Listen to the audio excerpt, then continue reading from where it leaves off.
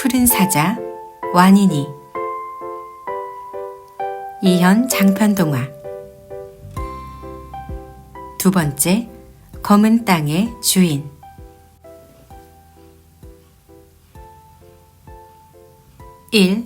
두 아이. 사자들과 함께 어둠이 물러났다. 초원의 밤을 지키던 사자들의 포효가 그치자 새벽이 밝아왔다. 밤새 숨죽여 이글대던 태양이 지평선으로 떠오르자 새날을 찬양하는 새들의 노래가 시작되었다. 저마다 부르는 노래들이 제멋대로 뒤섞여도 본디 하나의 노래인 것처럼 어우러졌다.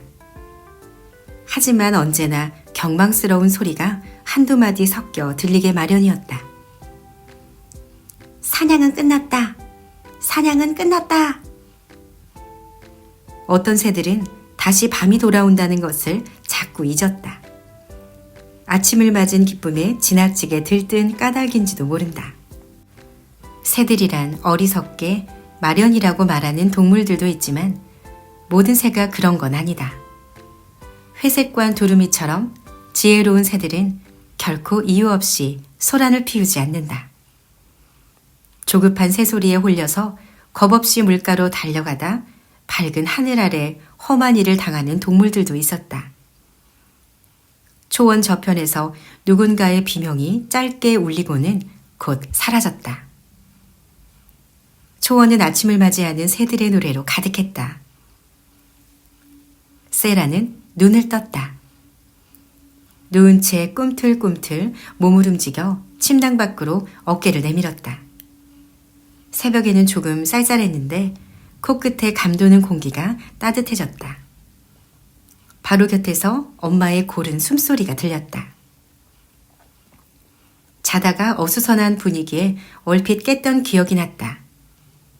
국립공원 경찰로 일하는 아빠 줄리어스는 급한 일이 생겼다며 깜깜한 새벽에 캠프장을 떠났다. 엄마 조아는 국립공원을 자동차로 관광하는 사파리 가이드인데 휴가를 내서 가족여행을 하는 중이었다. 모처럼의 휴가에 느긋한 아침잠은 놓칠 수 없는 것. 세라는 엄마의 잠을 방해하지 않고 조용히 잠자리에서 빠져나왔다. 텐트 밖으로 나서자 아침 햇살과 함께 경쾌한 새소리가 쏟아져 내렸다. 세라는 실눈을 뜨고 하늘로 고개를 들었다. 그때 아프리카 찌르레기가 이마를 스칠 듯 날아갔다. 세라는 비명을 지르려다 얼른 참고 텐트를 돌아봤다. 텐트에서는 아무런 기척도 없었다. 참기를 잘했다. 어제 저녁에는 닭다리를 먹다가 붉은 머리 배 짜는 새의 공격을 받았다. 이름도 재밌고 생김새도 예쁘지만 갑자기 덤벼드는 모습은 꽤 사나웠다. 세라는 놀라서 펄쩍 뛰다가 저녁 식사가 담긴 접시를 엎었고 엄마 아빠한테 놀림을 당했다. 그렇게 겁이 많으면서 어떻게 사파리 가이드가 되겠냐는 거였다. 그 생각을 하니 새삼 약이 올랐다. 가만 보면 엄마 아빠는 세라의 꿈을 가볍게 여기는 것 같았다. 공부를 열심히 해서 의사가 되어라, 변호사가 되어라, 엉뚱한 소리만 한다. 사파리 가이드라는 꿈은 어린애 장난처럼 여기는 거다. 세라는 캠프장을 천천히 돌아다녔다. 캠프장은 조금씩 깨어나고 있었다. 잠든 듯 닫힌 텐트에서 말소리가 새어나오기도 하고 부스스한 얼굴로 텐트 앞에서 커피를 마시는 사람도 있었다. 어떤 사람들은 커다란 렌즈가 달린 카메라에 풍경을 담고 있었다. 세계 곳곳에서 온 사람들이다. 국립공원의 동물들을 만나러 탄자니아까지 온 것이다. 사람들은 탄자니아를 야생동물의 천국이라고 부른다. 세라는 그 말이 썩 마음에 들었다. 캠프장은 작은 언덕에 자리하고 있었다. 코끼리라면 몇 걸음 만에 뛰어오를 만큼 야트막한 언덕이었다. 캠프장 남동쪽의 완만한 비탈에는 수풀이 우거졌고 그 아래로 멀리까지 시야가 탁 트였다. 비가 오지 않는 건기라 풀숲이 누렇게 말랐어도 아침의 초원은 눈부셨다. 밤새 온 세상이 말끔하게 세수를 한 것 같았다. 비탈진 풀숲을 차지한 버팔로 무리는 늘 그렇듯 못마땅한 표정으로 무언가를 쏘아보고 있었다.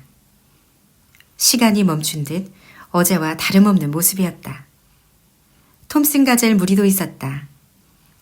세라는 이제 임팔라와 톰슨 가젤을 한눈에 구별할 수 있었다. 캠프장의 북쪽 비탈을 차지한 아카시아 나무들은 아침 햇살에 황금을 머금은 듯 빛났다. 그 이름처럼 노르스름한 황열나무는 가장 화려한 빛을 뽐내듯 우뚝 솟아 있었다. 황열나무들 사이로 홍매뜨지 무리가 경쟁하듯 엉덩이를 흔들며 언덕 아래 풀숲으로 달려갔다. 세라는 숨을 크게 들이쉬었다. 초원의 아침이 가슴 가득 차올랐다. 그 순간을 두 손에 오롯이 담아가고 싶었다. 사진이라도 찍어두려고 엄마 휴대전화를 가지러 텐트 쪽으로 돌아섰다.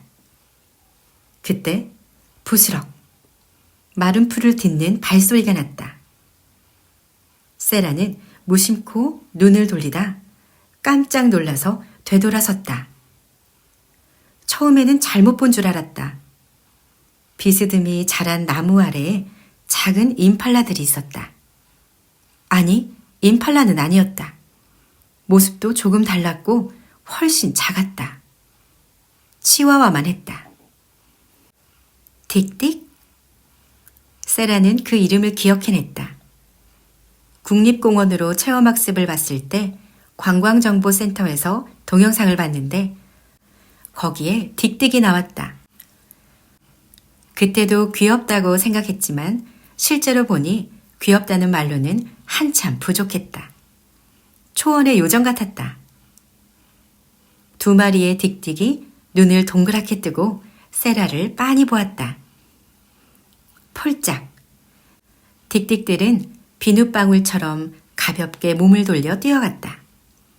세라는 저도 모르게 틱틱을 따라 움직였다. 틱틱들이 문득 걸음을 멈추고 세라를 돌아봤다. 마치 기다리는 것 같았다. 따라오라는 것 같기도 했다. 세라는 틱틱에게 눈을 떼지 못한 채 두 걸음 더 갔다. 캠프장을 벗어났다. 그 순간 틱틱들은 다시 휙 돌아서 폴짝폴짝 덤불 너머로 사라졌다. 세라도 발걸음을 재촉했다. 바로 그때였다. 짧은 소리가 날아들었다. 세라는 그대로 얼어붙었다. 꼼짝도 못하고 눈동자만 겨우 움직였다. 소리의 주인공이 눈에 들어왔다. 사자였다. 바로 왼쪽에 사자가 있었다. 10걸음, 아니 5걸음이면 충분할지도 모른다. 사자와 세라 사이에는 마른 풀숲만 바람에 버스럭거리고 있었다. 사자는 몸을 잔뜩 낮춘 채 세라를 노려보았다.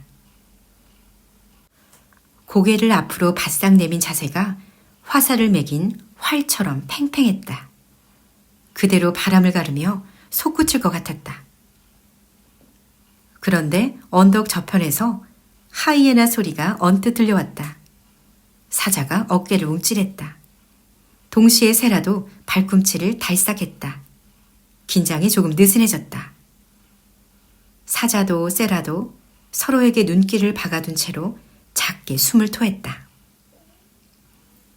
비로소 세라는 사자를 제대로 봤다. 레트리버만한 덩치에 아직 등어리에 점박이 무늬가 뚜렷했다. 어린 사자였다. 아기랄 수는 없지만 어른은 아니었다. 세라는 올해로 11살. 어쩌면 비슷한 또래인 셈인지도 몰랐다. 1살쯤 된 걸까? 세라는 사자의 수명이 잘 생각나지 않았다. 원래 알고 있었는데 머릿속까지 얼어버린 것 같았다. 아무튼 아직 어린 사자였다. 사냥꾼답게 눈매가 날카롭지만 눈빛은 그와 달랐다. 세라는 사자를 실제로 몇 번 보지 못했고 그렇게 가까이에서 보는 건 물론 처음이었다. 그래도 어쩐지 그 눈빛에 조금 마음이 놓였다. 공격하려는 뜻은 없는 것 같았다. 오히려 사자가 겁을 먹은 것 같기도 했다. 길을 잃은 어린애 같은 눈빛이었다. 도움을 청하는지도 몰랐다. 세라는 가슴이 두근거렸다. 세라! 캠프장에서 울리는 엄마 목소리는 세라의 귓가를 스쳐 지났다. 세라는 오직 사자만을 보고 있었다. 어쩌면 사자와의 특별한 만남인지도 모른다. 이따금 사자와 친구가 된 사람도 있다지 않은가? 세라는 손끝을 달싹했다. 피아노로 느린 음악을 연주하듯 손가락을 하나씩 움직였다. 사자에게 다정한 눈빛을 보내며 천천히 손을 들어 올렸다. 오른발을 조금 움직였다. 사자가 위협하듯 으르렁거렸다. 세라는 삽시간에 도로 얼어붙었다. 동시에 어린 사자도 얼른 뒤돌아보았다. 세라만큼 놀란 것 같았다. 다시 사자 소리가 났다. 부스럭거리는 덤불 사이로 누런 털빛이 언뜻 보였다. 사자. 덤불 속에 사자가 또 다른 사자가 있었다. 세라! 세라! 엄마 목소리가 가까워졌다.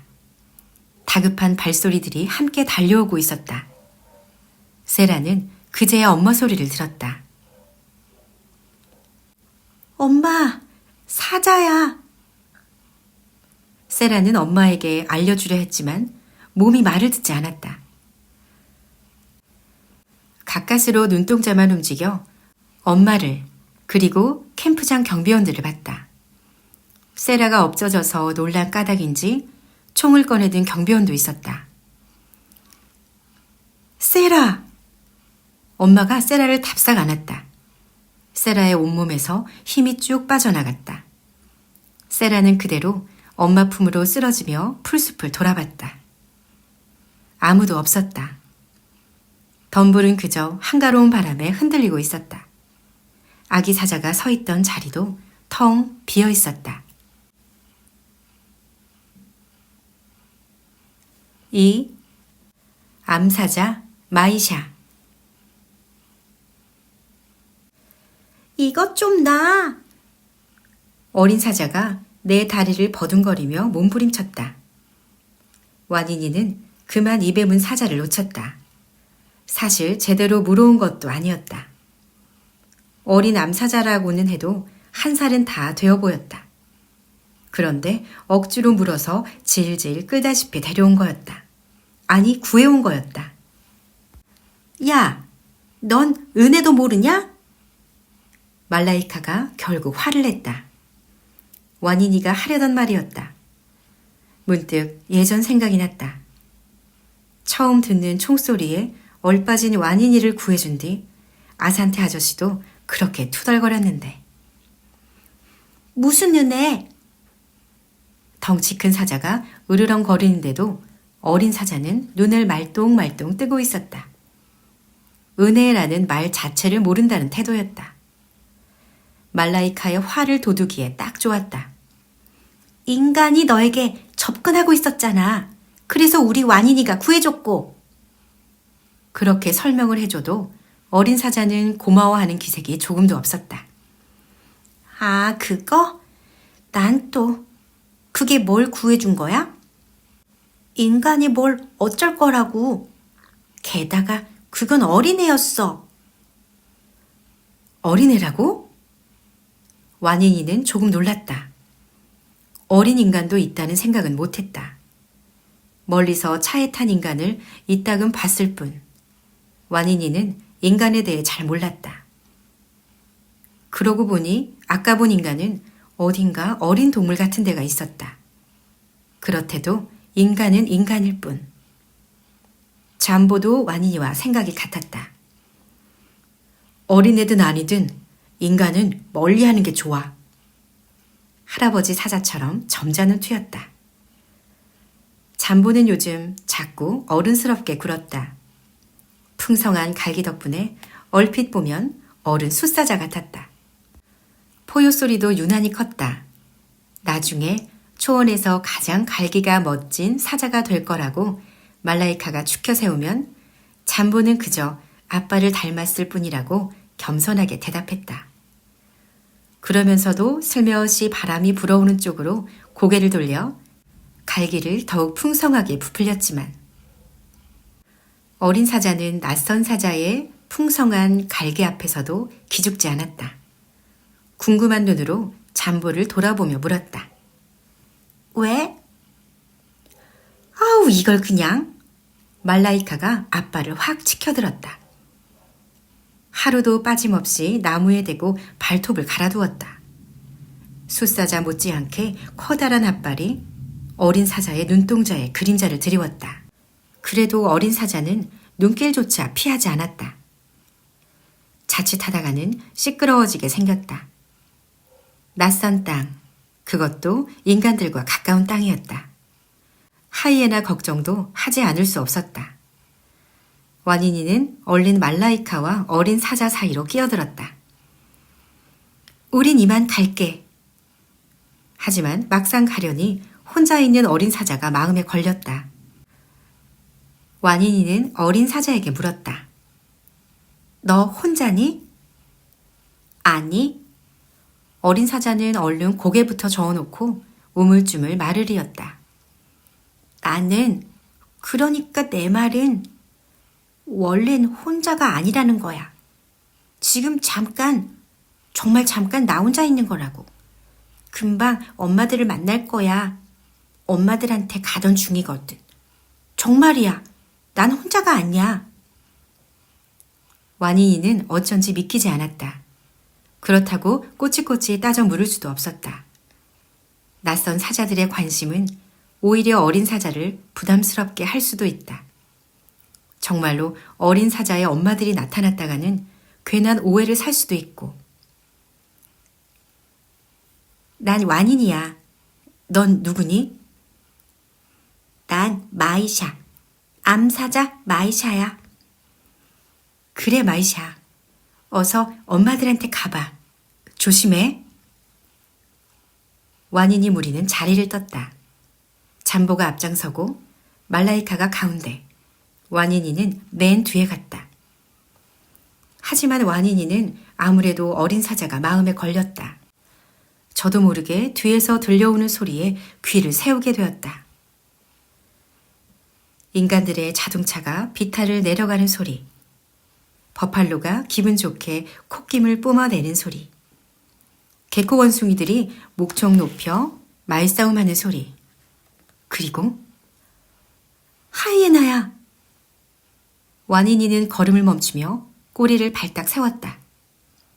하이에나는 뒷다리가 앞다리보다 길어서 걸음걸이가 독특하고 그런 만큼 발소리도 남다르다. 귀가 밝은 와니니는 하이에나 발소리를 가려들었다. 상황이 안 좋았다. 하이에나는 언제나 위험한 상대인데다 좀 전에 와니니들은 하이에나가 남겨둔 먹이를 깨끗이 먹어치웠다. 돌아온 하이에나 무리는 사라진 먹이에 대해 책임을 물으려 할 터였다. 그때 어린 사자가 눈에 띈다면. 말라이카와 잠보도 그런 상황을 모르지 않았다. 정말 성가시게 만드네, 정말. 입으로는 투덜거리면서도 말라이카는 이미 머리를 돌렸다. 그런데 와니니가 말라이카를 붙잡았다. 기다려. 무작정 덤비다간 마이샤뿐만 아니라 우리까지 당할 수 있어. 하이에나가 얼마나 많은지도 모르잖아. 작전이 필요했다. 일단 잠보는 뒤에 남아서 우렁찬 포효 소리만 울려대기로 했다. 소리로는 7살은 됨직한 숫사자의 포효였다. 잠보는 모습보다 소리가 위협적이다. 와니니와 말라이카는 잠보의 듬직한 포효를 뒤에 둔 채 급히 되돌아갔다. 마이샤는 와니니와 말라이카가 돌아온 줄도 몰랐다. 몹시 굶주렸던 건지 하이에나들이 먹다 남긴, 그 다음으로 와니니들이 먹다 남긴 뼈다귀를 뜯느라 정신이 없었다. 그 먹이의 주인인 하이에나들이 돌아오는 것도 물론 전혀 몰랐다. 하이에나들의 발소리가 벌써 가까워졌다. 20, 아니 30마리는 좋게 넘었다. 차근차근 설명할 겨를이 없었다. 와니니는 결정적인 한마디를 외쳤다. 하이에나야! 혼자 있는 어린 암사자에게 그 한마디면 충분했다. 마이샤는 소스라치며 일어났다. 와니니가 떠미는 대로 급히 달렸다. 어린 사자치곤 발이 빨랐다. 와니니와 말라이카와 마이샤는 앞서거니 뒤서거니 아카시아 언덕을 빠져나갔다. 잠보도 친구들과 합류했다. 4마리의 사자들은 누런 먼지를 피워올리며 한참 달려가서야 겨우 마음을 놓았다. 하이에나가 뒤쫓아오는 기미는 없었다. 고마워. 이번엔 마이샤가 고분고분 인사를 했다. 말라이카는 의기양양하게 큰 소리를 내다가 지레 놀라 포효를 그쳤다. 그러고도 하고 싶은 말은 기어이 했다. 그쯤이야. 감히 사자를 건드리는 하이에나를 그냥 두고 볼 순 없는 일이지. 잠보도 잠옷 포악한 숫사자인 듯 큰 소리로 포효하려다 입을 꾹 다물고 참았다. 낯선 땅을 지나는 중이었다. 눈치 없는 포효로 그 땅의 주인을 거스르면 큰일이었다. 그렇게 숨죽여 지내온 지 1년이 넘었다. 몸집도 작고 힘도 약한 사자. 제대로 된 사냥꾼으로 자라지 못할 암사자. 쓸모없는 아이. 와니니는 1살 나이로 마디바 무리에서 쫓겨났다. 영토에 몰래 숨어든 잠보와 아산테의 딱한 사정을 봐주려던 게 화근이었다. 하필이면 그때 말라이카가 무투와 그 아들에게 기습을 당해 크게 다쳤다. 우두머리 마디바는 와니니에게 그 책임을 물었다. 와니니는 그만 무리에서 쫓겨나고 말았다. 사냥도 할 줄 모르는 채 외톨이가 된 어린 암사자. 그러나 와니니는 살아남았다. 잠보와 아산테를 만났고 상처 입고 버려졌던 말라이카도 함께 무리를 이루었다. 어느덧 와니니와 말라이카는 2살 반, 잠보는 3살 반이 되었다. 아직 어리지만 그래도 사자다운 모습으로 한창 자라나고 있었다. 치타를 겁내던 시절은 이미 옛일이었다. 그 대신 이제 어린 사자라고 관대한 처분을 받기는 어려워졌다. 다른 사자들이 와니니 무리를 경계하기 시작했다. 자기 영토를 지나간다는 이유만으로 화를 내는가 하면 포효가 건방지다고 멀리까지 쫓아오는 일도 있었다. 사냥감을 빼앗기는 일이야 말할 것도 없었다. 빼앗길 만한 사냥감을 잡는 일이 흔치는 않았지만 차라리 사자도 하이에나도 쉬는 낮이 편했다. 태양이야 제 아무리 극성스러워도 높은 하늘에 매달려 있을 따름이다. 해가 있는 동안에 부지런히 움직여야 했다. 와니니는 북쪽으로 머리를 돌리며 마이샤에게 물었다. 우린 저쪽으로 갈 건데 마이샤, 넌 어디로 가니?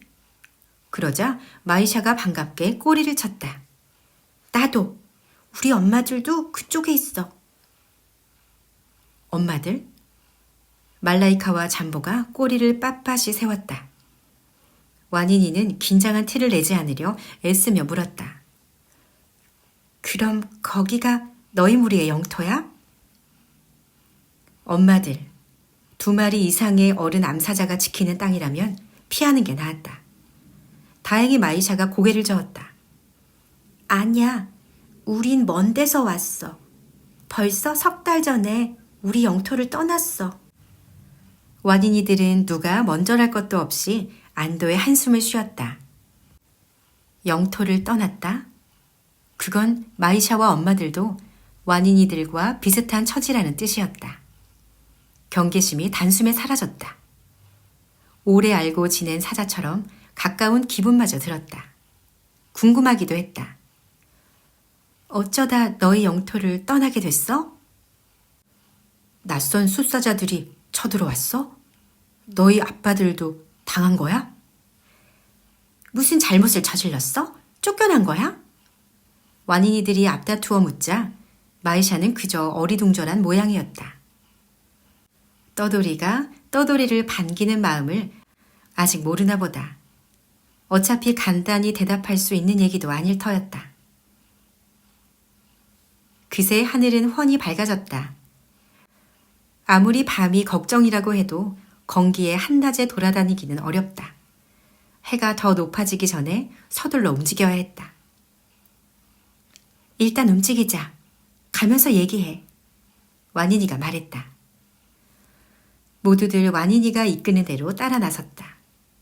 그렇게 함께 가장 큰 별이 뜨는 방향으로 걸어가면서 마이샤가 지난 이야기를 들려주었다. 마이샤에게도 기막힌 사연이 있었다. 초원의 누구나 자신의 털만큼 무수한 이야기를 가진 법이다. 와니니들의 짐작은 모두 맞기도 하고 전혀 다르기도 했다. 낯선 숫사자들이 쳐들어온 건 사실이었다. 그 바람에 마이샤는 아빠들을 잃었다. 하지만 두 엄마는 어린 사자들을 그대로 죽게 놔두지 않았다. 두 엄마가 5 아이들을 데리고 도망쳤다. 비가 오지 않는 계절에 떠돌이가 되고 말았다.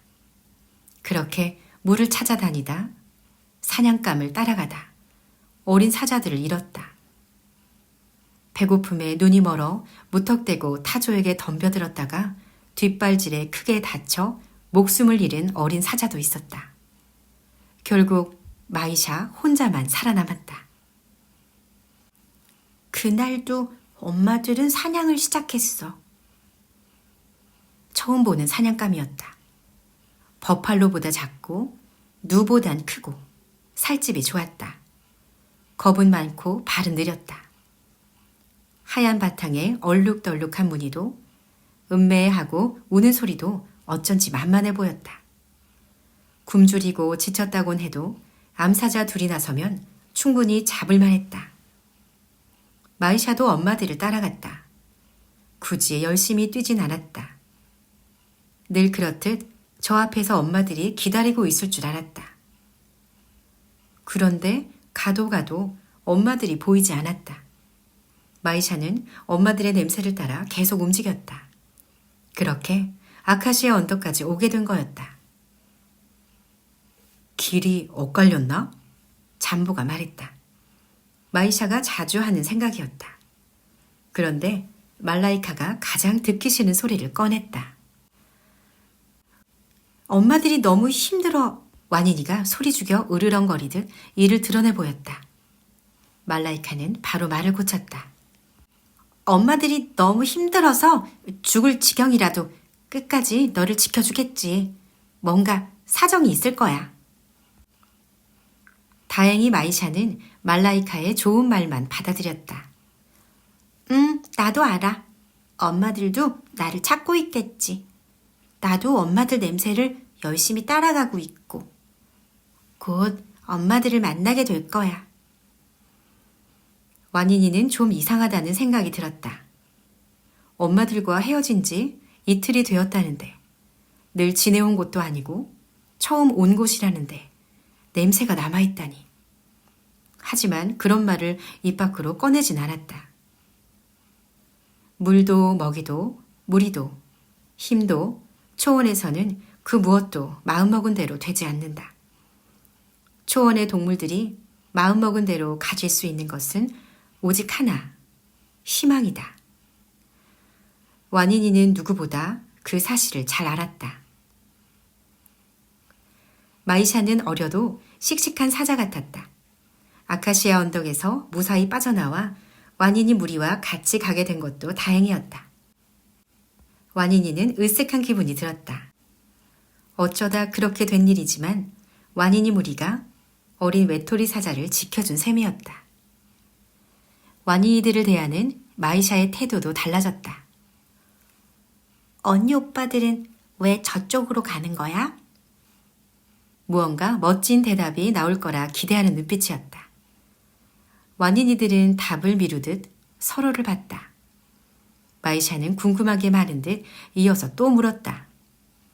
언니 오빠들도 아직 코끝이 분홍색인 어린 사자들인데 왜 언니 오빠들끼리 다니는 거야? 엄마들은 없어? 당연히 우리한테도 엄마들이 있지. 엄마들이라는 소리에 말라이카가 반갑게 나섰다. 그러고는 우쭐한 목소리로 이야기를 시작했다. 너도 물론 마디바 무리에 대해 들어봤겠지? 갈 길이 멀었다. 긴 이야기를 하기에 좋은 때였다.